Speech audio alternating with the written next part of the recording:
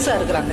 Daily இந்த நண்டு அங்க ஊர் உலகம்லாம் சுத்திட்டு சாயந்தரமா கடல் கிட்ட வந்து பேசும். ஒவ்வொன்னையும் அது சொல்லிக்கிட்டே இருக்கும். கடல் ரொம்ப ஆச்சரியமா கேட்டுட்டு இருக்கும். அப்படியா அப்படியா, ஏதோ நீ எனக்கு ஃப்ரெண்டா இருக்கிறதுனால இந்த உலகத்துல நடக்கிறதெல்லாம் நான் தெரிஞ்சுக்கிறேன்ப்பா, ரொம்ப தேங்க்ஸ்பா அப்படின்னு 2 பேரும் நல்ல மனமொத்த நண்பர்களா இருக்கிறாங்க. ஆனா இந்த நண்டுக்கு ஒரு குணம் என்னன்னா, அந்த கடற்கரையில அது நடந்து வரும்ல, நடக்கும்போது அந்த கடற்கரையில அதோடைய சுவடு பதியும். அது பாக்குறதுக்கு நட்சத்திரம் மாதிரி அழகா இருக்கும். அதனால அதை நின்று அதை ரசிச்சுக்கிட்டே வரும். தன்னுடைய வலைக்குள்ள நுழையிறதுக்கு முன்னாடி திரும்பி பார்க்குமா, இந்த கடல் அலைய வச்சு அதை உடனே அழிச்சிரும். இது ஒவ்வொரு நாளும் நடக்குது. இது வரவங்கள படக்கு படக்குன்னு அதை அழிச்சிருது.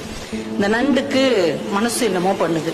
நம்ம நண்பனுக்கு நம்ம மேல ஏதோ பொறாமை இருக்குதோ, அதால நடக்க முடியாது, நம்மளால நடக்க முடியுது. அந்த பொறாமையில இவன் நம்ம சூட அழிச்சு விடுறானோ, இவன் இவங்க ஃப்ரெண்ட்ஷிப் வச்சுக்கலாமா வேணாமா, ஒரு பொறாமப்படுறவன்லாம் ஒரு நண்பனான்னு மனசுக்குள்ள நினைச்சுக்கிட்டே இருக்குது.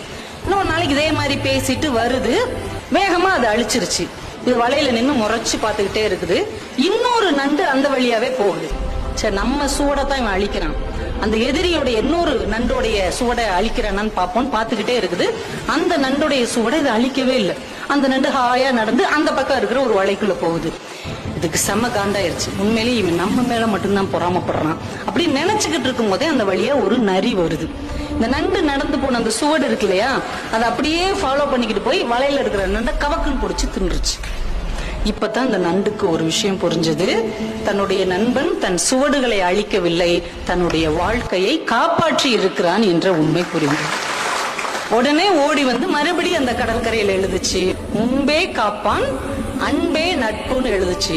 அதையும் அந்த கடல் படிச்சுட்டு உடனே அழிச்சிருச்சு. தன்னுடைய நட்பு கெட்டாலும் பரவாயில்லை, நண்பன் கெடக்கூடாது என்று யார் நினைக்கிறார்களோ அவர்கள் தான் உண்மையான நண்பர்கள். அப்போ உண்மையான நண்பர்கள் உங்களை சுற்றி இருக்கிறாங்களா அப்படின்னு பாருங்க. அப்படிப்பட்ட உண்மையான நண்பர்கள் உங்களுக்கு அமைந்தார்கள் என்றால் அவர்களை தக்க வைத்துக் கொள்ளுங்கள். ஏன்னா நம்ம வாழ்க்கையில ரொம்ப தடுக்கி விழுகிற இடம் இந்த நட்பாகத்தான் இருக்கும்.